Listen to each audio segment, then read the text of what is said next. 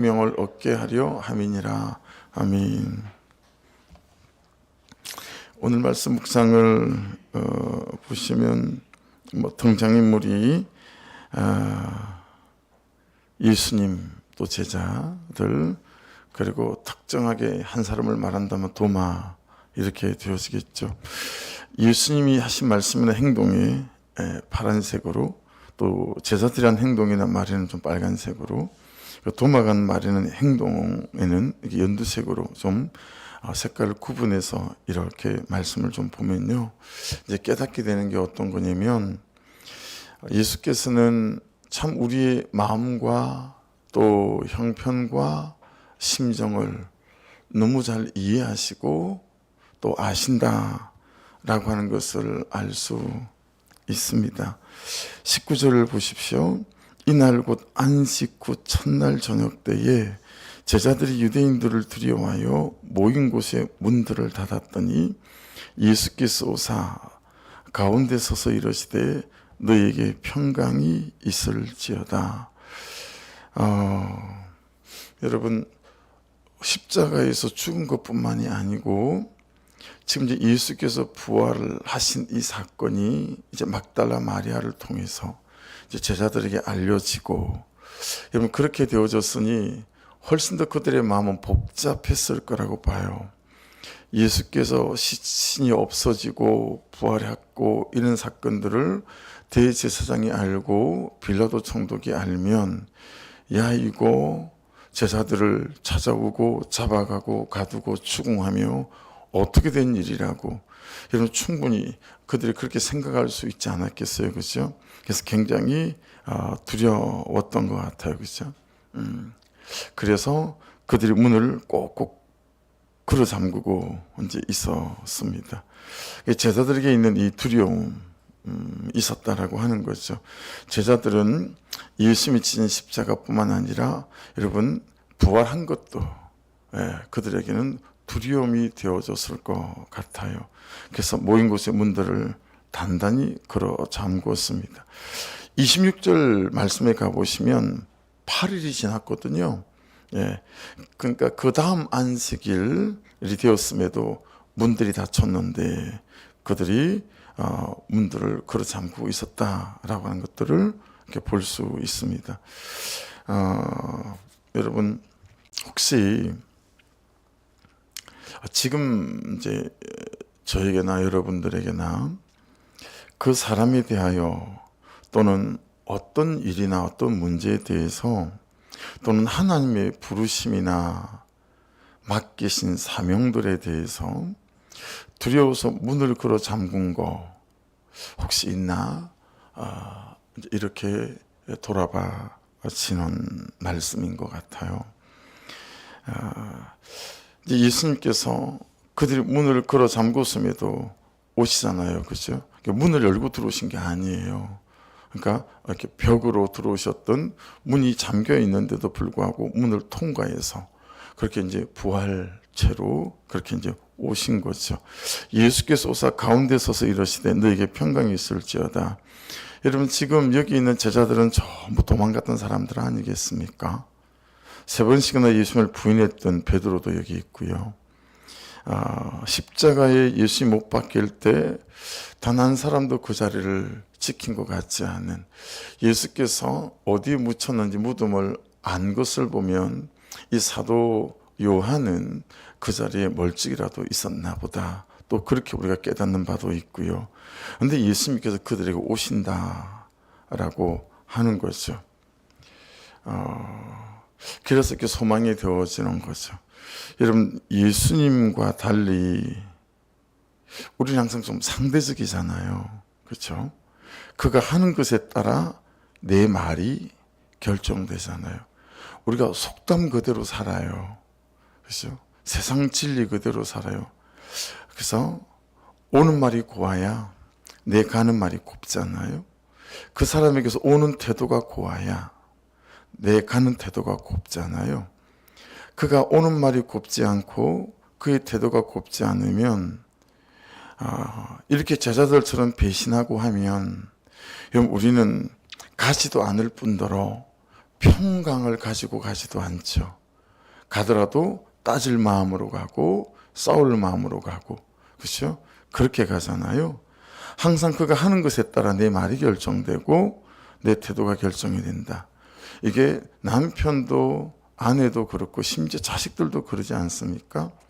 그래서 맨날 저 같은 경우에도 자식이 넷이니까요, 얘하고 싸우고 있는 중이거나 아니면 얘하고 갈등하고 있는 중이거나 그러더라는 거죠. 그렇죠? 일생 우리는 이 상대방의 말과 태도의 꼭두가시 같아요. 상대방에 따라 내 감정이 결정이 되고, 상대방의 태도에 따라 내 태도가 결정이 되고, 상대방이 하는 것에 따라 내 결정이 되더라라고 하는 것입니다. 근데 주님은 그 사람의 말과 태도와 상관이 없는, 그렇죠? 상대적이지 않고 항상 일방적이세요. 그렇죠? 우리가 쓰는 부정적인 의미의 일방적이다라는 것이 아니라 긍정적인 의미의 일방적이신 거죠.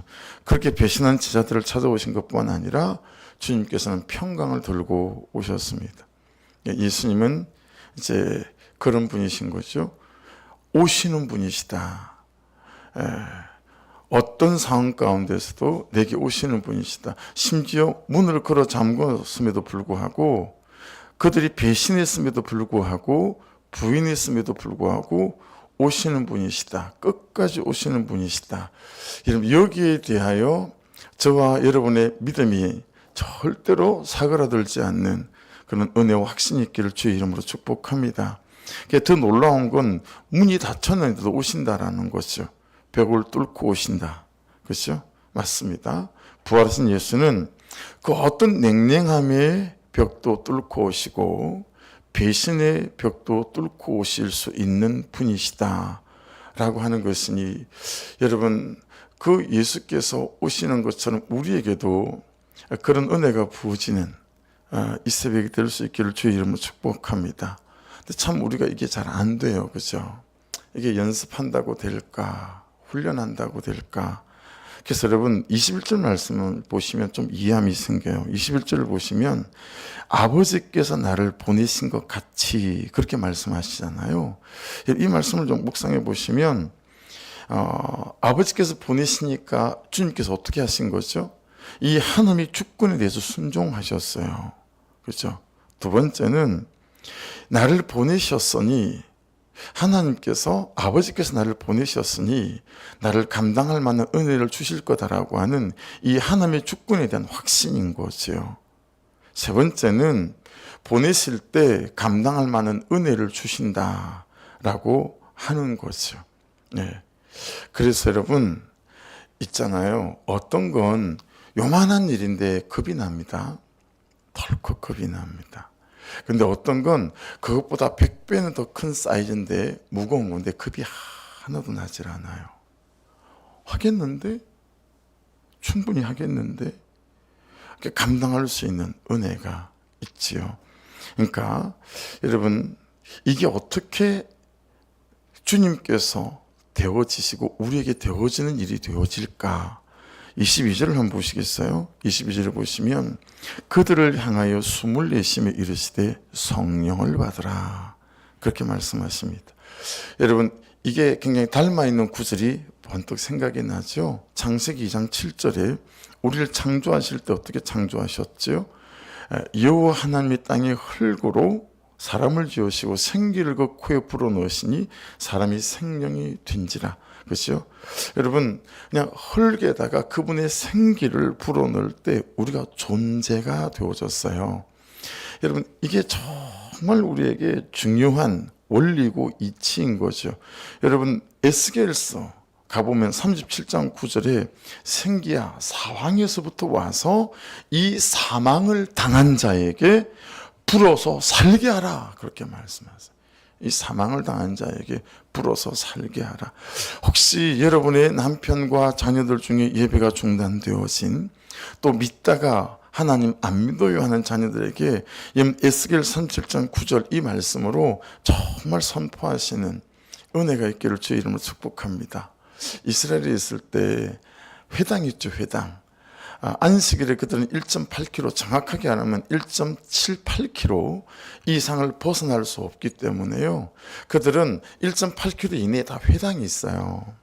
예, 그래서 안식일에 거기서 그들이 이제 토요일에 예배를 하죠. 그래서 이제 회당을 돌아다니면서 기도를 하는 거예요. 제가 맡은 구역이 있었어요. 예, 근데 제가 어떤 마음이 들었냐면 혼자 앉아가지고 쪽지를 여러 개를 만들었어요. 쪽지를 여러 개를 만들어가지고 사도행전 1장 8절 말씀을 거기다 막 썼어요. 예, 예. 오직 성령이 너에게 임하시면 막 썼어요. 그래가지고요 그 회당 앞에 가가지고 뭐 들어가도 되지 않았거든요. 예, 그 앞에서 화단에서 주변 살피고는 그 화단 옆에 살짝 앉는 거예요. 앉아가지고 거기서 그냥 기도하는 게 들킬까봐 끄떡끄떡하면서 손을 뒤로 넣어가지고 화단에다 그 말씀을 심는 거예요. 제 믿음인 거죠. 심는 거예요. 그래서는 제 주변에 제가 가야 되는 회당에는 전부 다 사도행전 8절 말씀을 그 화단에다 다 심으며 제가 기도했던 것 같아요. 이런 그냥 제 믿음이었던 거죠. 여러분의 자녀와 그런 남편들을 기도할 때 항상 생기야 사방에서부터 와서 이 사망을 당한 자에게 불어서 살게 이 믿음으로 선포하시고 기도하시는 은혜가 있기를 주의 이름으로 축복합니다. 여러분, 하나님께서 생기를 불어넣어 주셔야 하고 또 이 생기가 들어와야 된다라고 하는 것이죠. 벽을 뚫고 들어오시더니 20절 말씀을 보시면 이 말씀을 하시고 손과 옆구리를 보이시니 제자들이 주를 보고 기뻐하더라. 여러분, 예수님 손과 옆구리를 보여주십시오 요청한 적이 없잖아요. 도마 외에는. 그렇죠? 하지만 제자들에게 있는 가장 큰 질문을 주님께서 다 아신다 싶은 거죠. 정말 죽은 예수가 부활하신 예수가 맞을까 해서 여러분, 못에 박힌 손과 창에 찔려 죽은 예수의 흔적을 보여주시는 거죠. 그러면서 그 죽은 예수가 이 살아난 예수다라고 하는 것을 정확하게 제자들에게 보이십니다. 여러분, 제자들에게 가장 확신을 줄 수 있는 것은 이 죽은 예수 그리스도의 부활 아니었겠습니까? 그죠? 해서 제자들이 요청하지 않았음에도 여러분, 제자들에게 죽은 예수의 흔적을 보여주시고 그 죽음에서 살아나신 예수로 제자들 앞에 지금 서신 거죠. 그래서 여러분, 충분히 문을 열고 들어오실 수 있음에도 불구하고 그래서 문을 열지 않으시고 그냥 벽을 통과해서 오시면서 흔적은 보여주시면서 죽은 예수로 보여주시고 벽을 뚫고 들어오신 것은 부활하신 예수로 보여주시면서 이 제자들에게 정말 씻어낼 수 없는 명확한 확신을 그들에게 부어주신 것을 볼 수 있습니다. 여러분, 이 두려워하는 제자들에게 처음 주신 것이 평강이었다면 그 다음 주신 것은 뭐겠어요? 확신인 거죠. 절대 확신. 죽은 나도 살리실 하나님에 대한 절대 확신. 죽은 나도 일으키실 하나님에 대한 그런 확신들로 가득하게 만들었다라고 하는 것입니다. 21절을 다시 보시겠습니다. 예수께서 또 이르시되 너에게 평강이 있을지어다. 아버지께서 나를 보내신 것 같이 나도 너희를 보내노라. 보내실 때 그냥 안 보내셨다는 거 아니겠어요? 22절 이 말씀을 하시고 그들을 향하사 숨을 내쉬며 이르시되 성령을 받으라. 그렇게 말씀하시는 거예요. 성령입니다. 그냥 안 보내시고. 그렇죠? 이 삶의 자리나 여러분 남편의 자리, 아내의 자리, 목사의 자리나 성도의 자리나 부모의 자리를 지켜내고 살아낼 수 있는 여러분 날마다 이 성령으로 충만할 수 있기를 주의 이름으로 축복합니다. 성령과 함께 가야 한다라고 하는 것입니다. 그래야 우리가 이 다음에 나오는 의심하는 도마로 살지 않고 보지 않고는 믿지 못하는 도마처럼 그렇게 믿음 생활을 하지 않을 것이다 라고 하는 것입니다. 그래서 여러분, 가장 중요한 일은 24절을 보십시오. 도마는 예수께서 오셨을 때에 함께 있지 아니한지라 처음에 그랬어요. 여러분, 내가 항상 예수께서 계신 자리, 오시는 자리에 있기를 주의 이름으로 부탁을 드립니다. 예배 잘 붙어가야 하고 또 공동체에 잘 붙어가야 합니다. 그래서 여러분, 항상 주변 사람들을 권면할 때 여러분, 예배에 붙어가야 된다고, 예배 와야 된다고 항상 잘 말할 수 있어야 되고, 나도 그래야 합니다. 요즘 여러분, 제가 좀 크게 써서 이렇게 들고 다니고 막 붙여놓고 싶은 그런 글귀 슬로건들이 여러 개 있는 것 중에 하나가, 아이고 시름시름 하더니 살아났네. 사단이 그러는 거죠. 야, 너 다 죽어가더니 야, 쟤는 더 이상 내가 손 안 대도 되겠다, 지푸레 지쳐 죽겠구나 싶었는데, 제가 막 살아나니까 사단이 현실이 제게 묻는 거죠. 야, 어떻게 된 거냐? 다 죽어가더니. 여러분, 이때 제가 하는 대답, 이때 제가 사람들에게, 현실에게, 그리고 사단에게 하는 대답, 내게는 주일이 있다. 내게는 주일 예배가 있다. 여러분, 저는 요즘 주일 예배가 너무 좋습니다. 뭐 성도들이 좋건 말건 난 모르겠고, 전 성도들이 전 주일 예배가 너무 좋습니다. 왜냐하면 주일 예배만 지나면 제가 회복이 되는 거예요. 말씀을 준비하면서 회복이 되고, 그리고 말씀을 가지고 기도하면서 회복이 되고, 말씀을 들고 또 여기서 한번 리허설 해보면서 또 은혜가 되고. 그러니까 사실은 저는, 여러분들은 주일날 처음 한 번 듣는 것이지만, 제가 여러분 주일날 설교를 할 때는 저는 벌써 설교를 4-5번 듣는 상태잖아요. 그죠? 그러니까 그냥 제가 선포하지만 그 말씀을 제가 듣고 또 찬양 속에 거하고 같이 여러분들과 함께 예배를 드리면서, 그냥 이 주일이 얼마나 저한테는 소중하고 귀한지 제가 살면서 이래봤던 적이 있었나 싶어요. 주일이 없었으면 어떻게 했을까? 이 주일 예배가 없었으면 난 도대체 어떻게 이 목사의 삶을 살아갈 수 있었을까 싶은 거예요. 네. 그러다가 그런 생각이 드는 거죠. 야, 주일만 그럴 게 있나? 매일 새벽을 그래야 되겠다. 근데 여러분, 이게 언제부터 그랬던 거지? 그러다가 참 진짜 하나님 귀하시다. 제가 여러분 한 몇 주 전에 묵상하다가 제 적용 중에 하나가, 네, 하나님, 참 성도들이 이렇게 저렇게 힘들게 살다가 어렵게, 목사는 목사라고 새벽을 깨운다지만, 하나님, 제가 직장을 가진 집사님이라면 제가 이 새벽을 제대로 깨울 수 있었을까요? 싶을 만치 어렵게 새벽을 깨우는 이 성도님들이 정말 은혜 받고 갈 수 있도록 하나님, 제가 꼭 새벽 예배를 위해서 내가 그 전날 따로 시간을 구별해서 기도하겠습니다. 그리고 모든 공예배 전에 30분 전에 기도하겠습니다. 그러고 난 뒤로는 제가 이걸 그대로 적용을 하고 있거든요. 근데 그때부터 그런 것 같아요. 이야, 여러분, 그냥 그렇게 기도했더니 내가 그 기도를 다 받아먹고 있는 거 있죠. 그러면서 내가 이 주일 예배가 너무 그냥 좋은 거예요. 그냥 설교가 이렇고 저렇고 떠나서, 찬양이 이렇고 저렇고 떠나서, 그냥 주일 예배를 통과하고 나는 다른 내가 되어서 있는 거예요.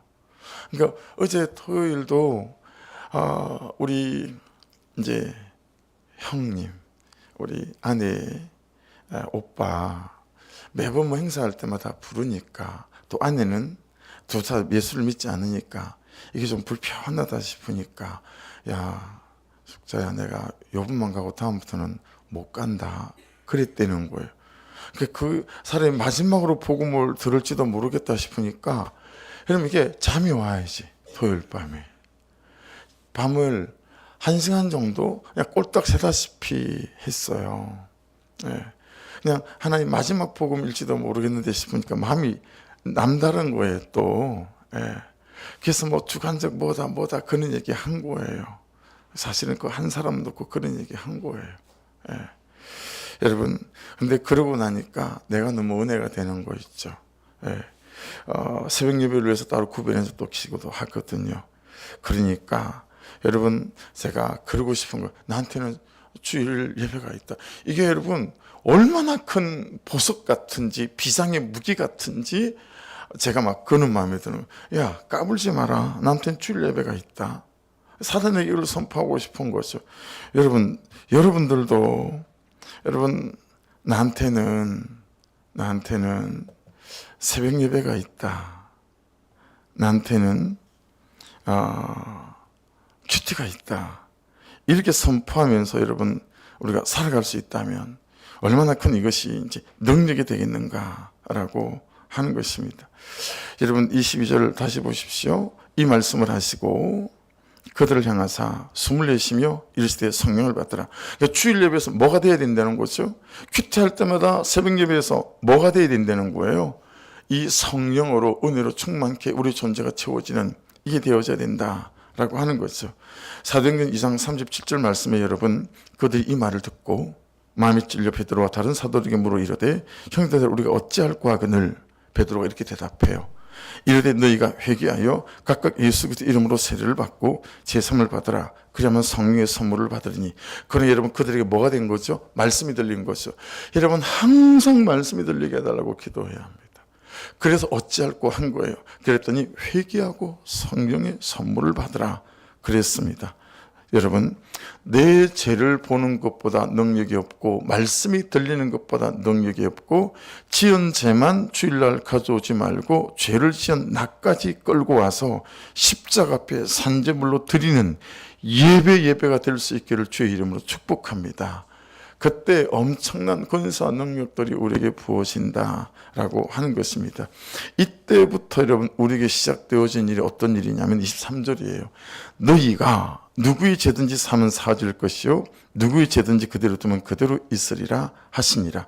여러분, 앞에 읽었던 19절이 해석되어지는 그런 말씀인 거예요. 네? 아무리 그들이 문을 걸어 잠궈도 아무리 그들이 배신을 해도 여러분, 그에게 우리가 예수님처럼 갈 수 있는 그 이유, 그 능력들이 말씀에 드러나 있습니다. 어제 이제 예배 끝나고 또 중고등부 예배 끝나고 뭐 교육자 미팅하고 이제 한 20가정을 떡을 가지고 저 원당까지 쭉 돌았던 것 같아요. 안 왔던 분들. 예. 근데 이제 그 중에 한 집이 벌써 한 5, 6개월 됐나요? 길게 카톡이 왔어요. 그렇게 보내는 분이 아닌데. 내 죄를 보기도 싫고, 내 죄도 잘 안 봐지고, 목사님 저 소망의 교랑 안 맞는 것 같아요. 더 이상 문에 뭐 걸어두고 가고 하는 거 하지 말라고. 예. 안 오셨으면 좋겠어요. 저하고 그런 관계가 아니고 너무 절친한 관계였기 때문에 진짜 가슴에 대못을 박는 것처럼 너무 마음이 아팠어요. 진짜 거절감도 들고 배신감도 들고 그냥 너무 마음이 아프고, 그리고 그렇게 간절하게 오지 말라고 하니까 못 가겠는 거예요. 안 갔어요. 그 카톡에 대답도 안 했어요. 이제 중에 한 2달 지나가면서 어느 날은 너무 보고 싶은 거예요. 그래서 그냥 진짜 몇 자 보내서 집사님 그냥 너무 보고 싶어서, 그렇게만 딱 보냈어요. 점점점. 그냥 그날은 너무 보고 싶어서. 예. 뭐 오지 말라니까 못 가겠는 거예요. 예. 근데 아내가 그래서 그 집도 그러나야 되지 않겠냐고, 같이 다녔으니까요. 그래서 다시 그 문에다 그걸 걸었어요. 예. 이렇게 걸어두고 왔는데, 그런 거죠. 우리는 마음의 문을 그가 걸어 잠궈버리면 못 가잖아요, 그죠? 안 가잖아요, 그죠? 갈 방법이 없잖아요. 하지만 여러분, 하나님께서 우리 가운데 오셔서 우리를 주장하시게 되면 어떻게 그가 마음의 문을 걸어 잠궜든지 관계없이 갈 수 있는 은혜와 용기가 우리에게 부어지는 줄로 믿습니다. 그러니 여러분, 삶에 대하여서도 물러서지 마십시오. 현실에 대하여도 물러서지 마십시오. 아무리 현실의 사단이 냉랭함으로 문을 걸어 잠궈도 여러분, 주의 은혜는 우리를 이 벽을 뚫고라도 가게 하시는 은혜와 능력으로 함께해 주실 줄로 믿습니다. 이 4월 한 달이 그 은혜로 저와 여러분에게 충만할 수 있기를 주의 이름으로 축복합니다. 기도하겠습니다. 말씀 붙잡고 같이 기도하시고 그런 연후에 우리 성찬으로 들어가십시다. 우리 주여 한번 부르고 같이 기도하십시다.